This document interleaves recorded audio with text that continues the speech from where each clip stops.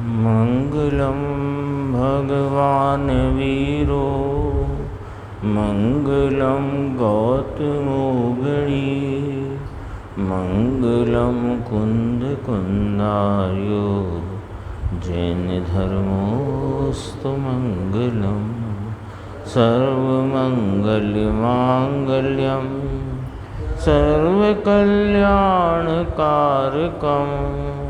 प्रधानं सर्वधर्माणां जैनं जयतु शासनं सहजानंद चैतन्य प्रकाशाय महीयसे नमो अनेकांत विश्रांति महिमने परमात्मने। आचार्य कुंद कुंद देव द्वारा रचित पंचास्तिकाय संग्रह नाम का ग्रंथ है और इसकी 172 नंबर की गाथा और उस पर पूज्य गुरुदेव श्री का स्पष्टीकरण, उस पर अपनी स्वाध्याय चल रही है। जो दृष्टांत आया था तो उसमें ये कहा कि वो धोबी द्वारा शिला की सतह पर है ना पटके जाने वाले निर्मल जल से भिगोए गए और साबुन लगाए गए वस्त्र जैसे धीरे धीरे विशुद्ध होता जाता है, ऐसे यह शुभ संस्कारों से आत्मा शुद्ध होता जाता है। यह व्यवहार न से कथन किया है।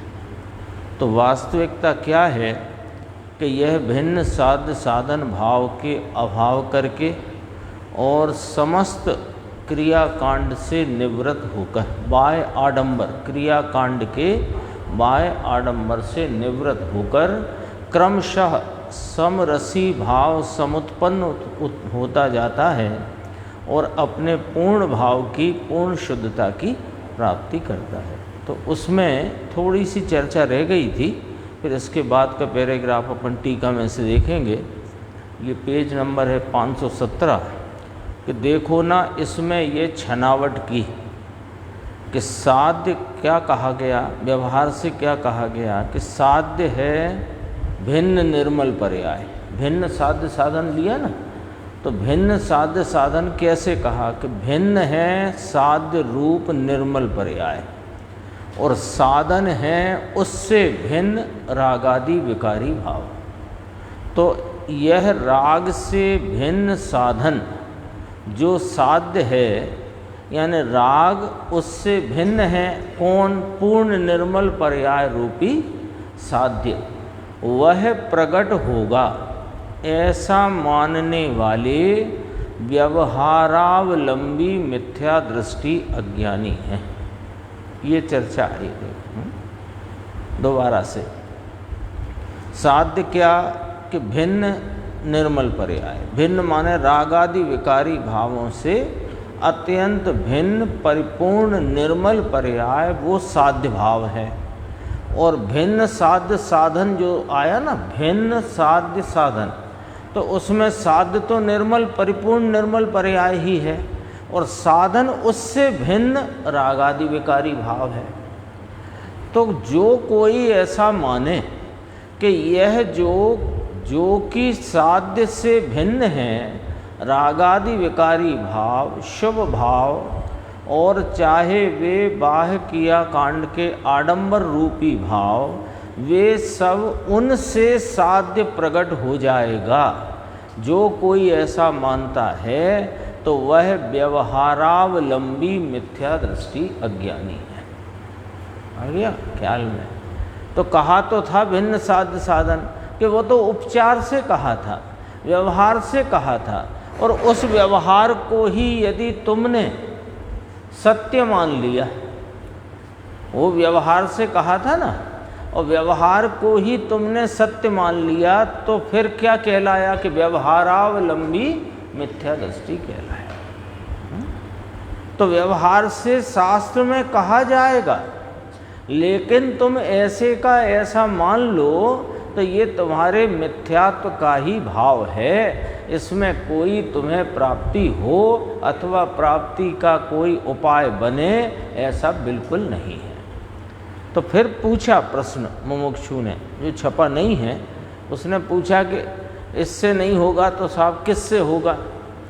तो फिर गुरुदेव ने उसके ही प्रश्न को उसी को जवाब दिया, किसके कारण होगा, उसी को प्रश्न रूप कहा।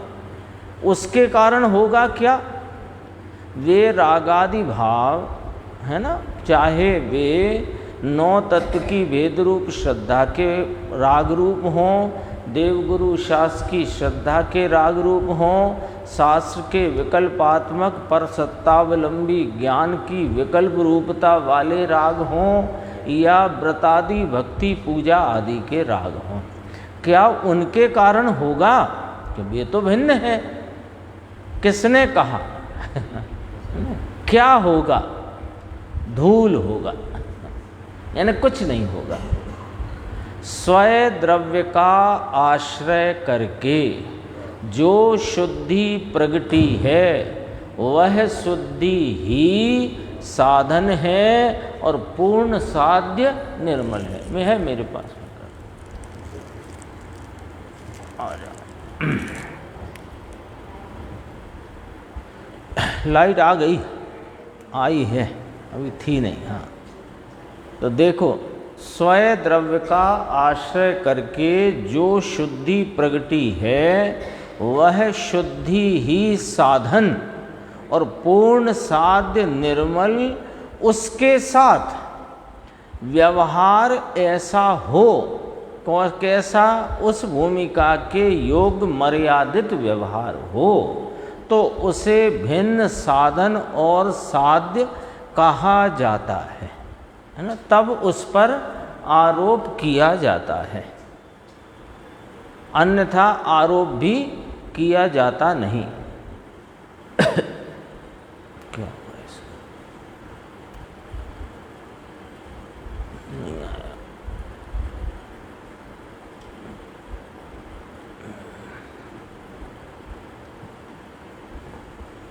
आ जाएगा, आ गया। तो उसके साथ व्यवहार ऐसा हो तो उसे भिन्न साधन और साध्य कहा जाता है। अब यहाँ स्पष्ट करते हैं, परंतु जिसे अभिन्न साध्य साधन यानी स्वरूप का आश्रय बिल्कुल है ही नहीं हो गया, उसे यह अकेला व्यवहार कहाँ से आया? जिस पर ये अज्ञानी अनादि से इतराया फिर रहा है ना, इसी पर तो इतरा रहा है। जो थोड़ा सच्चे देव गुरु शास्त्र के प्रति भक्ति का राग, बहुमान, गुणस्तवन और जो कोई छोटे मोटे व्रतादि के परिणाम, शास्त्र का ज्ञान, 7 तत्वों का शास्त्र से जाना हुआ स्वरूप, भेद रूप, उस पर ये ऐसा इतराया है कि मानो मेरे व्यवहार तो चल ही रहा है। तो कहा तेरा ये जितना भी कार्यक्रम है ये व्यवहार नाम पाता ही नहीं है, क्योंकि ये तो किसको नाम पाएगा कि जिसे अभिन्न साध्य साधन यानी स्वरूप का आश्रय जिसकी परिणति में प्रकट हुआ हो, अन्यथा नहीं। व्यवहार से तुझे शुद्धि होगी, ऐसा कहाँ से आया? ये तुम कहाँ से ले आए भाई कि ये व्यवहार से शुद्धि होगी? यानी बिल्कुल साफ साफ बात अपने ख्याल में आनी चाहिए कि व्यवहार से शुद्धि तो उसको भी नहीं होती जिसको यह व्यवहार सच्चा कहने में, सच्चा नाम व्यवहार कहने में आए, उसको भी नहीं होती। लेकिन उसको बेपरिणाम होते हैं, इतना ज्ञान कराया। कल तो आया था, ज्ञान कराया भी क्या?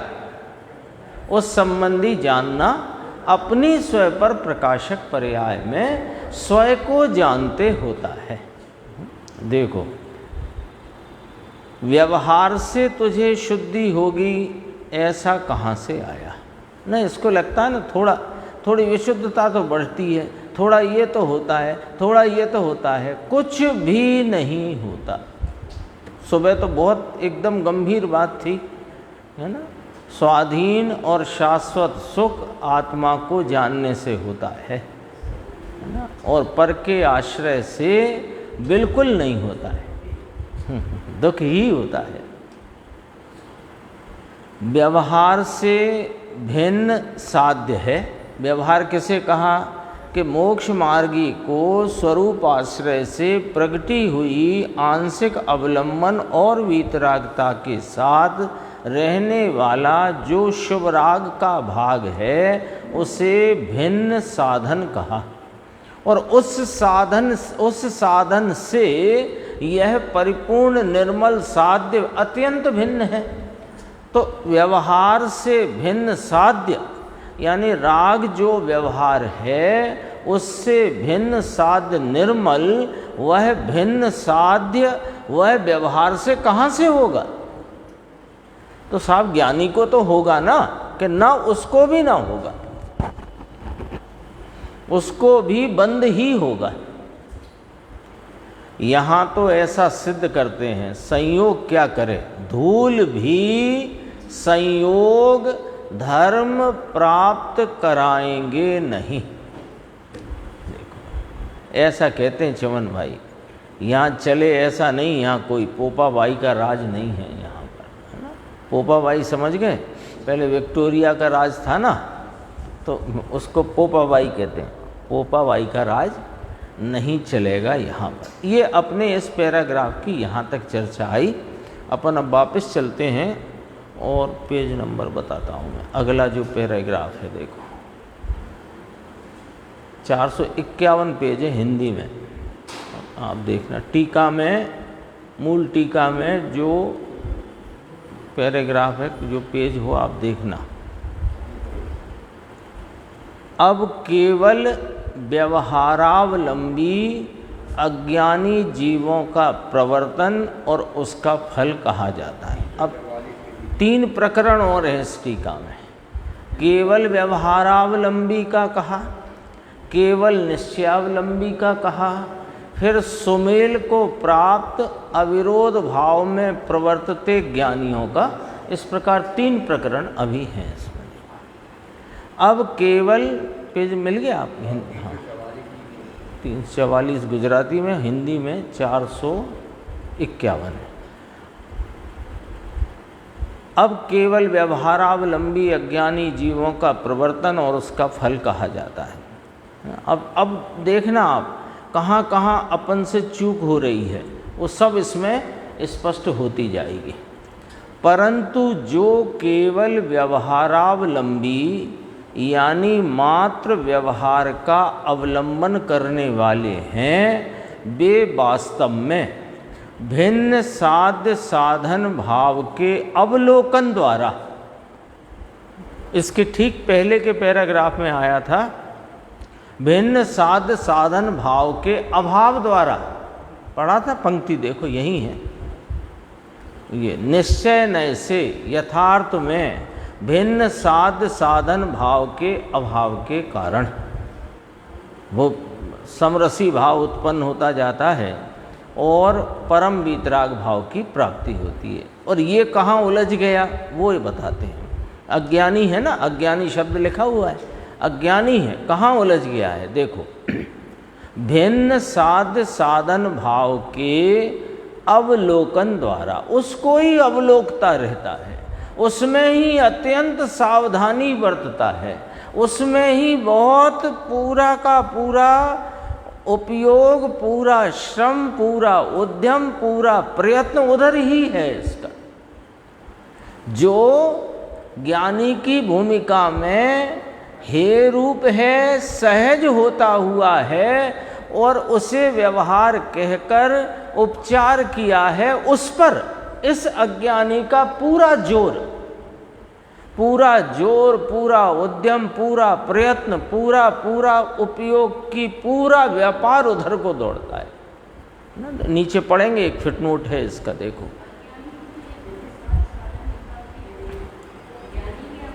ज्ञानी के जो भिन्न साध्य साधन आगम में कहा, उसको इसने पढ़ा, सुना, समझा और अब उसके ही प्रति उद्यम बनते है, उसके ही प्रति जोर है, सब लिया इसमें, है ना। सम्यक दृष्टि के 8 अंग कहे कि नहीं कहे, तो वे 8 अंगों को अपनी परिणति में प्रकट करता है कि इससे मुझे सम्यक दर्शन हो जाएगा। ऐसा मूर्खानंद हुआ है ये, आएगी इसमें बात, देखो। भिन्न साध साधन भाव के अवलोकन द्वारा निरंतर अत्यंत खेद पाते हुए, लो यहाँ तक आया, है ना। क्या कि एक ही लाइन पूरी कथा कह गई इसकी। वैसे तो भिन्न साध्य साधन, इसकी तो चर्चा खूब हो ही गई है। तो भिन्न साध्य साधन भाव अभी अभी करी अपन ने।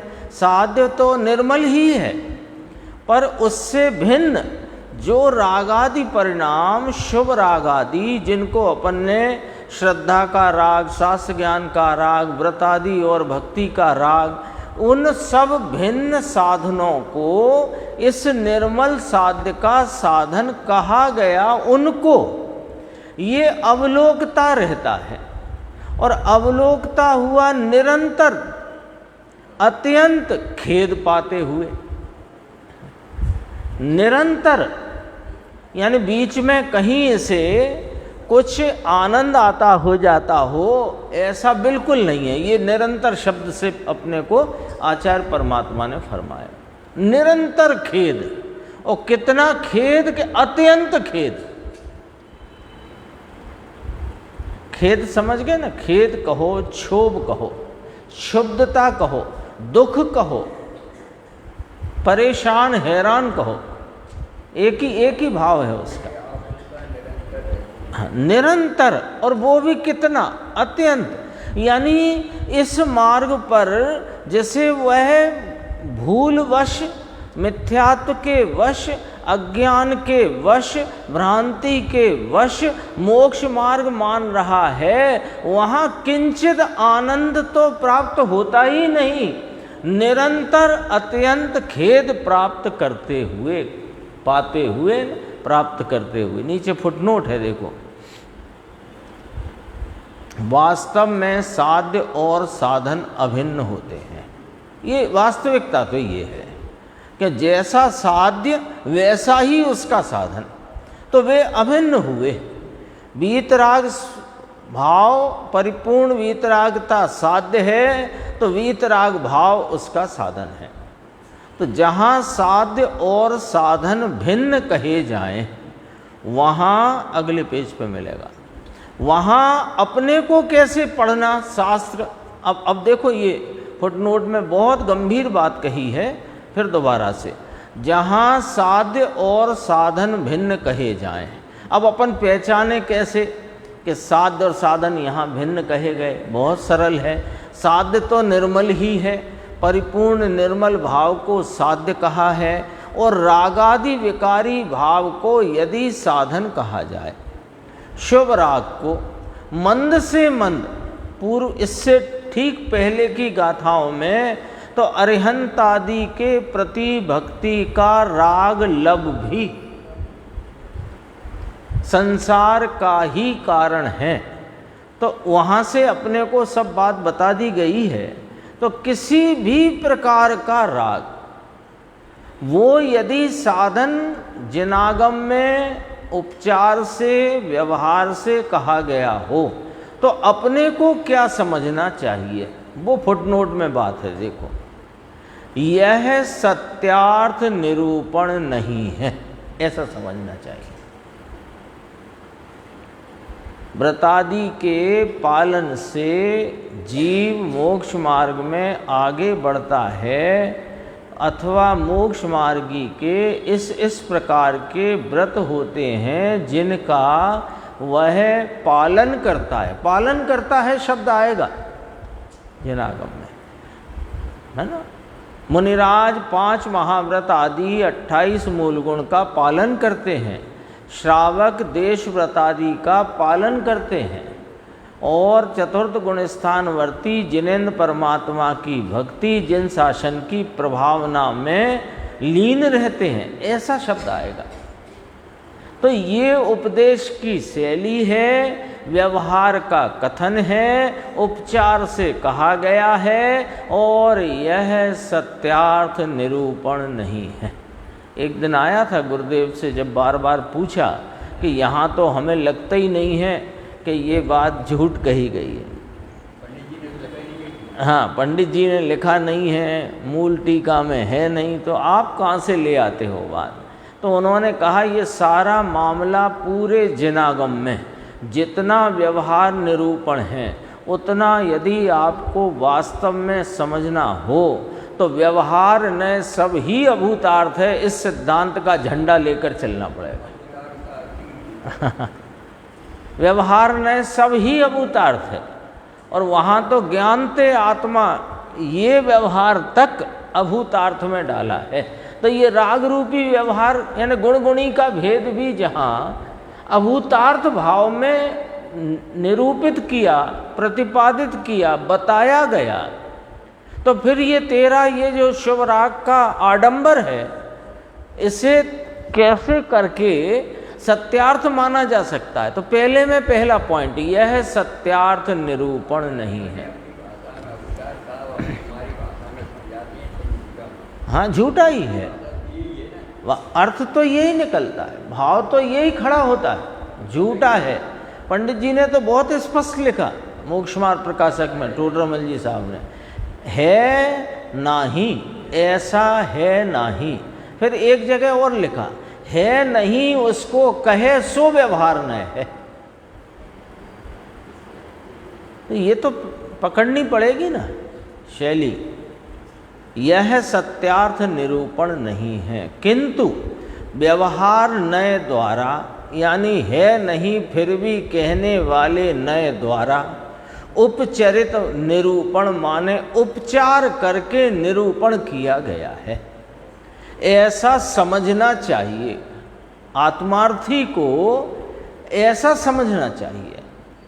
केवल व्यवहारावलंबी जीव इस बात की गहराई से श्रद्धा नहीं करते हुए, इस बात की जो ऊपर कही कि जितना जिनागम में है ना, वो सम्यक चारित्र की अभी पर्व आते हैं, अपन हर वर्ष करते हैं, और भी अनेक अवसरों पे सम्यक दर्शन, सम्यक ज्ञान, सम्यक चारित्र की पूजा, फिर उसके छंदों में, अर्घ में, उसकी जयमाला में, सब व्यवहार के अंगों का वर्णन उसमें आता है। सम्यक ज्ञान की बात हो, चारित्र की बात हो, सम्यक दर्शन की बात हो, वो सब व्यवहार का उपचरित निरूपण है, ये सत्यार्थ नहीं है। ये लाइन अपने को बिल्कुल ऐसे समझो कि जैसे 2 और 2 4 होते हैं, अपने को सदैव मालूम है, ऐसे ये लाइन अपने सामने सदैव चित्त में अंकित हो जानी चाहिए। क्या कि जितना भी रागादि भावों को वीतराग भाव की प्राप्ति रूप साधन कहने में आया है, वह सत्यार्थ निरूपण नहीं है, अपितु किंतु व्यवहार नय माने है नहीं और कहने वाले नय के द्वारा उपचार करके उन रागादि भावों का मोक्ष मार्ग के रूप में निरूपण किया गया है, ऐसा समझना चाहिए। अब क्या करता है?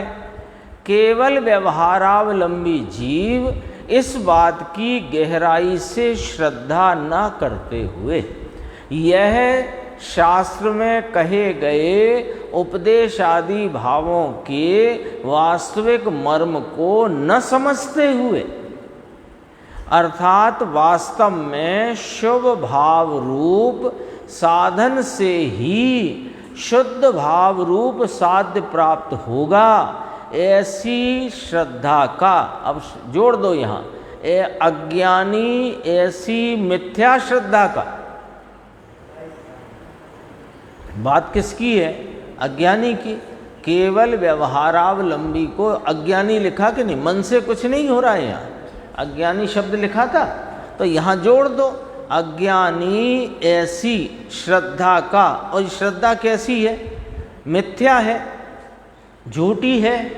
तो अज्ञानी ऐसी मिथ्या श्रद्धा का गहराई में सेवन करते हुए, गहराई में माने उसने अपने चित्त में यही मोक्ष मार्ग है, ऐसा करके बहुत गहराई से उस बात को बिठा लिया है। तो सेवन करते हुए निरंतर अत्यंत खेद प्राप्त करते हैं। उसमें आया था शब्द टीका में, निरंतर अत्यंत खेद प्राप्त करते हुए, पाते हुए, ऐसा आया था ना शब्द। देखो अब यहाँ से आगे बढ़ती है बात। ये पढ़ा था अपन ने, जहाँ कहाँ था, ये था, भिन्न साध साधन भाव के अवलोकन द्वारा निरंतर अत्यंत खेद पाते हुए। अब इसकी कथा सुनो क्या करता है। पुनः पुनः धर्मादि के श्रद्धानुरूप अध्यवसान में उनका चित्त लगता रहने से, धर्मादि यानी धर्मास्तिकाय, अधर्मास्तिकाय, आकाश काल जीव अजीब, 6 द्रव्य कहे ना जिनवाणी में, तो इसका चित्त वे 6 द्रव्यों में ही लगता है पुनः पुनः। उसमें मैं कौन सा द्रव्य हूँ, आत्मा कौन, अनात्मा कौन, मेरा स्वरूप क्या, और जो अनात्म द्रव्य अन्य द्रव्य हैं जगत के, उनका क्या स्वरूप, इस तरफ उसका चित्त नहीं जाता। वो तो शास्त्र से जाना है। फिर यहाँ तक कहे कि कोई कहे कि 5 ही द्रव्य होते हैं तो वो माने ही नहीं, वो तो कहे 6 ही होते हैं। सर्वज्ञ ने कहे हैं, देखे हैं, जाने हैं, लेकिन मैं कौन हूँ इसका पता नहीं। इनमें मैं कहीं हूँ कि नहीं हूँ ये पता नहीं लग रहा है। तो पुनः पुनः धर्मादि के श्रद्धानुरूप अध्यवसान में उसका चित्त लगा रहने से, एक बात कही। फिर ये श्रद्धा के संबंध में कही। दूसरी, बहुत श्रुत के, द्रव्य श्रुत के, यानी बहुत जिनवाणी का, अनेक अनेक ग्रंथों का बहुत अभ्यास करें, और अभ्यास करने से उसमें आए हुए बहुत भावों को चित्त में अवधारण करें, है ना। समझना, कहीं ना कहीं अपन ही फंस रहे हैं इसी गैलरी में। इसलिए इस सब चीज़ को ये इस हिसाब से सुनना कि उसकी बात नहीं चल रही, ये हमारी कहीं ना कहीं जो त्रुटि है, भूल है, वो कहाँ चल रही है वो पता करना, और पता करके चुपचाप रहना और दूर करना। कथा मत सुनाना किसी को। देखो, कथा सुनाएगा तो फिर धोखा खाएगा, क्योंकि कथा सुनाने जाएगा ना तो अपनी सफाई निकाल करके सुनाएगा, तो फिर फंसेगा। तो कुछ मत करना, किसी से मत कहना, अपने में जहाँ भूल दिखती हो धीरे से दूर करना। देखो, बहुत श्रुत के, द्रव्य श्रुत के संस्कार, संस्कार माने द्रव्य श्रुत का बहुत अभ्यास करने से उठने वाले विचित्र अनेक प्रकार के विकल्पों के जाल। क्यों ऐसा क्यों होता है? ऐसा इसलिए होता है कि शास्त्र अभ्यास शुद्धात्मा की रुचि पूर्वक और निर्णय के लिए किया जाए तो विकल्पों का शमन होता है, निर्णय की स्पष्टता होती है, शुद्धात्मा की रुचि महिमा बढ़ती है। फिर दोबारा बोलें, देखो, शुद्धात्म स्वरूप की रुचि पूर्वक यथार्थ निर्णय के प्रयोजन से जो यदि शास्त्र अभ्यास किया जाए तो निर्णय में स्पष्टता बढ़ती है और निज स्वरूप ज्ञायक भगवान निज आत्म तत्व की महिमा और रुचि में बढ़वारी होती है। लेकिन शुद्धात्मा की रुचि है नहीं, निर्णय के प्रति का कोई प्रयोजन है नहीं, मात्र शास्त्रों को पढ़ लेने का प्रयोजन हो, तो क्या होगा कि शास्त्र में अनेक प्रकार के 4 अनुयोग तो हैं ही, स्थूल रूप से 4 अनुयोग तो कहे ही, तो उन 4 अनुयोगों में आई हुई जो भी जिस जिस प्रकार की चर्चा है, कर्म सिद्धांत की भी है, भूगोल की भी है, ज्ञानी की परिणति में होने वाले रागादि विकल्प और उनके अनुसरण में होती देहादिक की क्रिया की भी है, आत्म अनात्म तत्वों की भी है, जीवादि 7 तत्व की भी है, सब चर्चाएं हैं जिनागम में। तो अब उन सब चर्चाओं को ये बहुत बुद्धि का विलास करता हुआ उनको अपने चित्त में अवधारण तो करता है, लेकिन ना उसे शुद्धात्मा के लिए करता है न निर्णय के लिए करता है। उन्हें पढ़ लेने के लिए, जान लेने के लिए करता है तो नियम से विकल्पों के जाल उत्पन्न होते हैं। यदि शुद्धात्म स्वरूप की प्राप्ति के हेतु से निर्णय की स्पष्टता के लिए ये शास्त्र अभ्यास करे तो चित्त में उठते विकल्प शमन को प्राप्त होते हैं। आप देख लो करके, आप देख लो करके, है ना। आपके मान लो कोई मुकदमा चल गया हो कदाचित, अब वो मुकदमा चल गया और आपको थोड़ी बुद्धि तीक्ष्ण है तो वकील साहब तो जो करेंगे सो ठीक ही है, मैं भी तो पढ़ के देखूं क्या कानून है।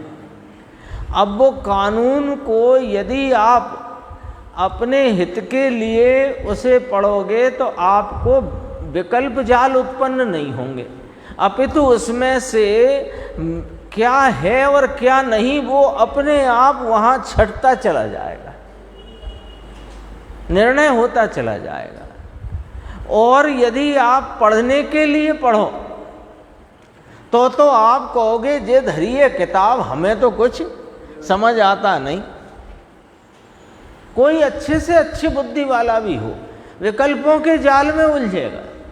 तो यहाँ जिनवाणी के भी बहुत गंभीर गहन अभ्यास करे, लेकिन उसका स्वरूप की प्राप्ति का हेतु नहीं और निर्णय की स्पष्टता के लिए नहीं, तो विकल्प जाल अनेक प्रकार के विचित्र विकल्पों के जाल उत्पन्न होते हैं। और उन विकल्पों के उत्पन्न होने से उसकी चैतन्य वृत्ति यानी उपयोग में बड़ी चित्त विचित्रता होती है। चित्त माने उपयोग में विचित्रताएं खड़ी होती हैं। एक चैतन्य भाव ऊर्ध्वता से, स्पष्टता से उसे क्लियर जानने में आता ही नहीं।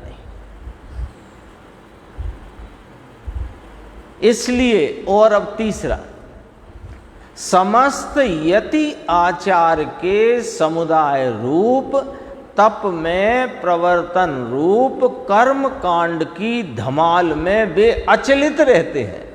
देखो यहाँ अचलित शब्द का प्रयोग किया है ना।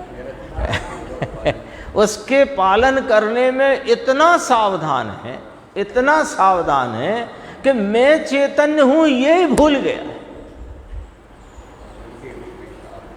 इतनी सावधानी चलने में, उठने बैठने में, है ना। और सामग्री उपकरण आदि के रखने उठाने में बहुत सावधान, आहारचर्या में सावधान, भाषा समिति में सावधान, इतना सावधान कि ये भूल गया कि मैं चैतन्य हूँ। ये भाषा, ये चलना फिरना, ये धरना उठाना, ये मेरा कार्य नहीं, ये ही भूल गया है। और कितना उसमें लगा पड़ा है, अचलित शब्द डाला ना। तो समस्त यति आचार, यतियों का आचार लिया, सीधा ऊंची बात कर दी, नीचे का भी समझ आएगा इसमें, नीचे का भी समझ आएगा। यति की बात करी ना तो श्रावक के करता है, अभी श्रावक ब्रावकपना आया ही नहीं है। और श्रावक के आचारों में इतना गंभीरता से उनमें लग गया है कि भूल जाता है मैं चैतन्य परमात्मा हूं। समझना भैया, सब अपने अपने माल को सबको कसौटी दे दी, सबका सोना सबके पास है, अपना अपना कस के देख लो। जिसका जैसा है और अपने से ही उसमें सुधार करो। किसी से कहना मत, क्यों कहने जाओगे तो सफाई दोगे, सफाई दोगे तो फिर गड्ढे में गिरोगे। कहना मत। यहां अपन पढ़ सकते हैं, है ना, पेटे में आ जाते हैं ना, समस्त यति आचार के समुदाय रूप तप में प्रवर्तन रूप कर्म कांड की धमाल में वे अचलित रहते हैं। दूसरी, समस्त श्रावकाचार के समुदाय रूप जो प्रतिमा आदि में प्रवर्तन रूप कर्म कांड की धमाल में अचलित रहते हैं। इसलिए 3 बातें आ गई, श्रद्धा संबंधी, ज्ञान संबंधी और चारित्र संबंधी, है ना, व्यवहार के। अब देखो आगे, कभी किसी को किसी विषय की रुचि करते हैं, किसी को माने किसी विषय की, कभी किसी के किसी विषय के विकल्प करते हैं और कभी कुछ आचरण करते हैं। 3 बातें फिर क्या करते हैं। अब ये 3 आई थी ना ऊपर, श्रद्धा, ज्ञान और चारित्र, 3 लिए थे ना, उसकी 3 बातें। फिर ये टीका आचार्य अमृतचंद्र देव की है। सच कहते हैं, ऐसी कोई टीका लिखने वाला भरत क्षेत्र में नहीं, गुरुदेव श्री स्वयं फरमाते हैं, चाहे समय सार की हो, प्रवचन सार की हो, पंचास्तिकाई की, है ना, टीका ते कई टीका छे, है ना। देखो, कभी किसी विषय की रुचि करते हैं, श्रद्धा की बात है तो रुचि से मिलान किया, कभी किसी विषय की रुचि करते हैं, कभी किसी विषय के विकल्प करते हैं। कैसे, कभी आत्मा की रुचि करते हैं, कभी राग की रुचि करते हैं, कभी निमित्तों की रुचि करते हैं, कभी शरीर की रुचि करते हैं, कोई ठिकाना नहीं इसका। फिर कभी किसी विषय के विकल्प करते हैं। जितना शास्त्रों में पढ़ा है ना, तो उपदेश शैली में जो व्यवहार आदि का वर्णन पढ़ा तो उसकी रुचि, कभी कर्म सिद्धांत की रुचि, कभी भूगोल की रुचि, कभी ये रुचि, कभी प्रथमानुयोग की रुचि, और लगता है कि मैं चारों अनुयोगों को लेकर चल रहा हूं। अरे चारों अनुयोगों को लेकर नहीं चलना है, चारों अनुयोगों में से एक शुद्धात्मा और वीतराग भाव को लेकर चलना है। ये बहुत भ्रांति फैलाई जा रही है और फैल रही है, कड़काई से कहते हैं, भ्रांति फैलाई जा रही है कि चारों अनुयोगों से ज्ञान करो। अरे ज्ञान तो चारों अनुयोगों से किसका करो ये तो कहो, किसके लिए कहो करना है ये तो कहो। बिना शुद्धात्मा की प्राप्ति, वीतराग भाव की प्राप्ति के अतिरिक्त सिर्फ विकल्पों के झंझावात के लिए तुम चारों अनुयोगों को समेटते हो तो कहते हैं कि तुम अज्ञानी और मिथ्या भ्रांति में पड़े हुए।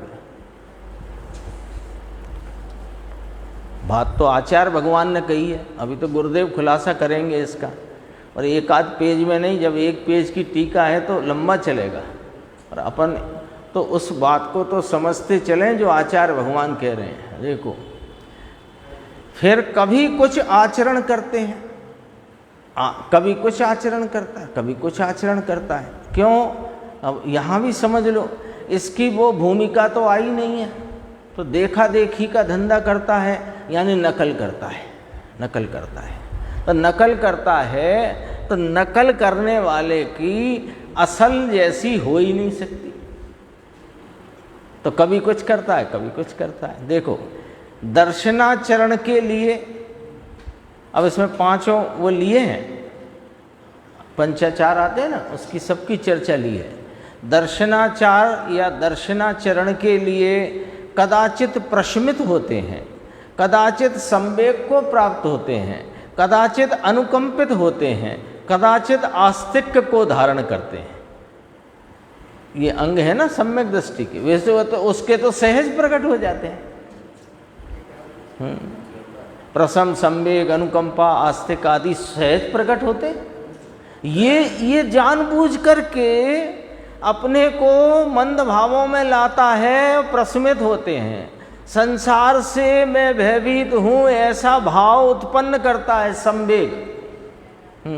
अनुकंपित होते हैं, हे भगवान, हे आचार्य, हे जिनवाणी, और आस्तिक को उसमें सच्चे देव गुरु शास्त्र के प्रति श्रद्धा बहुत और दृढ़ करते जाते हैं। लेकिन है क्या ये? इसका पूरा समझो ड्रामा है।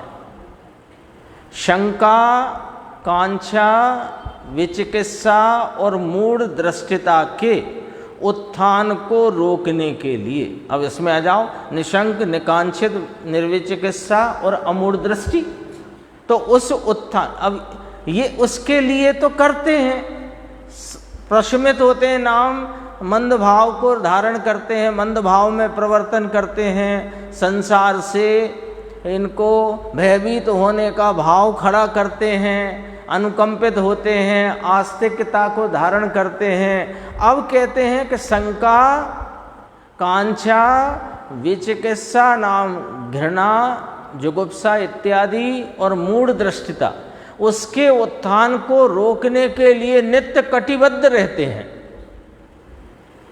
उसमें बहुत सावधान रहते हैं। शंका, अरे नहीं, सर्वज्ञ की कई बातें समझ में कुछ नहीं आई है। क्यों? कि पंडित जी ने कहा है, जो जिनेन्द्र परमात्मा के द्वारा आए हुए 6 द्रव्य, 5 अस्थिकाय, 7 तत्व, 9 पदार्थ का स्वरूप आचार्य परंपरा में आया है, उसको जानना, फिर युक्ति और न्याय के अवलंबन से अवधारण करना। सो युक्ति और न्याय तो एक तरफ सरका दिया, अब ऐसा का ऐसा अवधारण करता है, फिर शंका नहीं करता, कांक्षा से बचता है, विचिकित्सा, नहीं भैया, जुगुप्सा नहीं होनी चाहिए, घृणा नहीं होनी चाहिए, मूढ़ दृष्टिता नहीं होनी चाहिए, ऐसे उसके लिए अपने को कटिबद्ध रखता है, सावधान रखता है। और देखो, उपब्रहण, स्थितीकरण, वात्सल्य और प्रभावना को भाते हुए बार बार उत्साह बढ़ाता है, क्योंकि उसने तो इसी को मार्ग मान लिया है ना, तो इसी मार्ग में मैं चलूं, इसके लिए उत्साह बढ़ाता है। तो दूसरों के दोष को छिपाता है, अपने दोष बताता है, स्थितीकरण करता है, साधर्मियों में वात्सल्य, अब स्वयं साधर्मियों में है नहीं। साधर्मी कौन होता है? जिसकी परिणति में धर्म प्रगटा हो, है ना। देखो, असली बात सुनते जाओ, ऐसे कहने सुनने की बातें तो खूब सुनी अपन ने, भैया साधर्मी वात्सल्य होना चाहिए, ये बात कहने सुनने की है। साधर्मी कौन? पहले तो ये नक्की करो। वात्सल्य होना चाहिए, प्रभावना को भाना चाहिए, ऐसे अपने अंदर उस मार्ग पर, जो मार्ग नहीं है वो मार्ग मान लिया है ना, उस मार्ग पर अपना उत्साह बढ़ाता है। फिर आगे ज्ञानाचरण के लिए स्वाध्याय काल का अवलोकन करते हैं। हाँ, जिनवाणी में लिखा है, इस काल में स्वाध्याय नहीं करनी चाहिए, इस काल में करनी चाहिए, यों करनी चाहिए, यों नहीं करनी चाहिए, उसमें उलझ गया। बहुत प्रकार से विनय का विस्तार करते हैं, दुर्धर उपधान करते हैं, भली भांति बहुमान को प्रसारित करते हैं, हमें बड़ा बहुमान है उसका प्रसारण करते हैं, निन्नव दोष को अत्यंत निवारते हैं। हाँ, गुरु को नाम न छिपाइए, भैया, अरे भैया ठीक है वो, लेकिन तेरे ये चैतन्य परमात्मा, इसका आश्रय ले, तो ये सारे भाव तो सहज उस भूमिका में प्रकट होते हैं। तो इनको बना बना के क्यों खड़ा कर रहा है? और फिर उसमें ये मान्यता कि ये भाव यदि रहेंगे तो मुझे मार्ग मिलेगा, और यही मार्ग है। कितना समझो अंधेरा छाया हुआ है, समझ लो जरा। ये गाथा कोई सामान्य गाथा नहीं है, पूरे पंचास्तिकाय ग्रंथ, ये जैन शासन का कोई अद्भुत ग्रंथ है। जो उपलब्ध ग्रंथ है उनमें सबसे कोई अद्भुत ग्रंथ है, और उसकी ये 172 गाथा उस पूरे ग्रंथ की सारभूत चर्चा है। 6-7 पेज हैं टीका के, मैं तो गिन नहीं पाया, अंदाज से बता रहा हूं टीका। फिर अर्थ व्यंजन और तद उभय की शुद्धि में अत्यंत सावधान रहते हैं, क्योंकि वो पढ़ लिया है ना। सम्यक ज्ञान में ये अंग होते हैं, सम्यक दर्शन के ये अंग होते हैं, ये दोष नहीं होने चाहिए, वो सब पढ़ लिया है। तो पढ़ पढ़ के बस उन्हीं के हिसाब किताब में लगा रहता है। पर ये किसको होते हैं और किसको नहीं होते हैं, ये इस बात के निर्णय तक ही नहीं आना चाहता। देखो अब आगे चारित्राचरण के लिए तदभय का पढ़ सकते नीचे। तद उभय, तद माने वह, दोनों, उभय माने दोनों। अर्थ तथा व्यंजन, अर्थ में अशुद्धि ना हो, व्यंजन में ना हो। अर्थ में तो करे ही बैठा है अर्थ में नहीं करे बैठा। जो व्यवहार मोक्ष मार्ग, भिन्न साध्य साधन भाव, उसका ही अवलोकन करता हुआ निरंतर अत्यंत खेद पाते हुए तो अर्थ में तो पहले ही गलती करे बैठा है। देखो आज तो सब रिपोर्ट सामने आ गई है, तो अब खुलती है तो खुलने दो उसे। अर्थ तथा व्यंजन और उन दोनों, ऐसे 3 लिए ना, अर्थ व्यंजन तद उभय की शुद्धि में अत्यंत सावधान रहते हैं। फिर चारित्राचरण के लिए हिंसा, असत्य, स्ते नाम चोरी, अब्रह्म और परिग्रह की सर्वविरति रूप 5 महाव्रतों में तल्लीन वृत्ति वाले रहते हैं। ये अभी कहा था ना, यति के संदर्भ से मुख्य बात है, पर अंदर पेटे में अन्न को भी ले लेना। गृहस्थ को भी जो श्रावकाचार आदि में इस प्रकार से, उसमें भी इस प्रकार के देश व्रत हैं, तो उनमें तल्लीन वृत्ति वाले रहते हैं। सम्यक योग निग्रह जिसका लक्षण है, यानी योग का बराबर निरोध करना जिनका लक्षण है, ऐसी गुप्तियों में अत्यंत उद्योग रखते हैं, उद्यमवंत रहते हैं। ईर्या, भाषा, ऐषणा, आदान निक्षेपण तथा उत्सर्ग रूप समितियों में प्रयत्न को अत्यंत जोड़ते हैं। और तपाचरण के लिए अनशन, अवमोदर्य, वृत्ति परिसंख्यान, रस परित्याग, विविक्त सय्यासन, काय क्लेश में सतत उत्साहित रहते हैं। सब पढ़ लिए ना वहां से। हाँ, फिर प्रायश्चित, विनय, वैयाव्रत, व्युत्सर्ग, स्वाध्याय और ध्यान रूप परिकर, परिकर नाम समूह, इनके द्वारा निज अंतःकरण को अंकुशित रखते हैं, उसको अंकुश में रखते हैं कि ऐसा नहीं जाना चाहिए, ऐसा नहीं जाना चाहिए, ऐसा उपयोग, ऐसे नहीं दौड़ना चाहिए, ऐसे ऐसे करके अंकुशित रखते हैं। और वीर्याचरण के लिए कर्म कांड में सर्वशक्ति द्वारा व्यापृत रहते हैं, है ना। 2 शब्द आते हैं, ढंग से पढ़ना। व्यापृत, एक व्याव्रत आता है, व्याव्रत माने हटना और व्यापृत माने जुड़ना। नीचे अर्थ है देखो, व्यापृत माने रुकना, गुथना, लगना, मशगूल, मग्न होना। फर्क आ गया ना, व्याव्रत और व्यापृत विलोम शब्द हैं, है ना। कर्म कांड में सर्वशक्ति द्वारा व्यापृत रहते हैं। ऐसा करते हुए, पूरा इतना जो विस्तार किया, ऐसा करते हुए कर्म चेतना प्रधान पने के कारण, कर्म चेतना प्रधान है कि नहीं है? ज्ञान चेतना के प्रधान तो है ही नहीं। कर्म चेतना प्रधान भाव में जुटा पड़ा है। एक एक शब्द आचार्य भगवान का कीमती है। कर्म चेतना प्रधान पने में जुटा हुआ है। उद्योग शब्द आया था, व्यापृत शब्द आया, मग्न रहते हैं, मशगूल रहते हैं। उसमें क्या करता है? कर्म चेतना प्रधान पना बरत रहा है, उसके कारण यद्यपि अशुभ कर्म प्रवृत्ति का उन्होंने अत्यंत निवारण किया है, तथापि शुभ कर्म प्रवृत्ति को जिन्होंने बराबर ग्रहण किया है। क्या टीका है बोलो। उसे अत्यंत उपादेय करके ग्रहण करके बैठा है। और अशुभ कर्म प्रवृत्ति, अशुभ भावों की प्रवृत्ति का अत्यंत निवारण किया है। ऐसे वे सकल क्रियाकांड के आडंबर से पार उतरी हुई दर्शन ज्ञान चारित्र की एक परिणति रूप ज्ञान चेतना को किंचित भी उत्पन्न न करते हुए, जो पूर्व में कहा था, मोक्ष की प्राप्ति में कहा था, ज्ञान दर्शन चेतना की एक स्वरूप परिणति द्वारा समरसी भाव, क्रमशः समरसी भाव समुत्पन्न करते जाते हैं। उसके सामने बात आई है, किंचित भी उत्पन्न न करते हुए बहुत पुण्य के भार से मंथर हुई चित्त वृत्ति वाले वर्तते। बहुत पुण्य का भार उससे मंथर हो गया, मंथर का अर्थ है मंद हो गया, जड़ हो गया, सुस्त हो गया।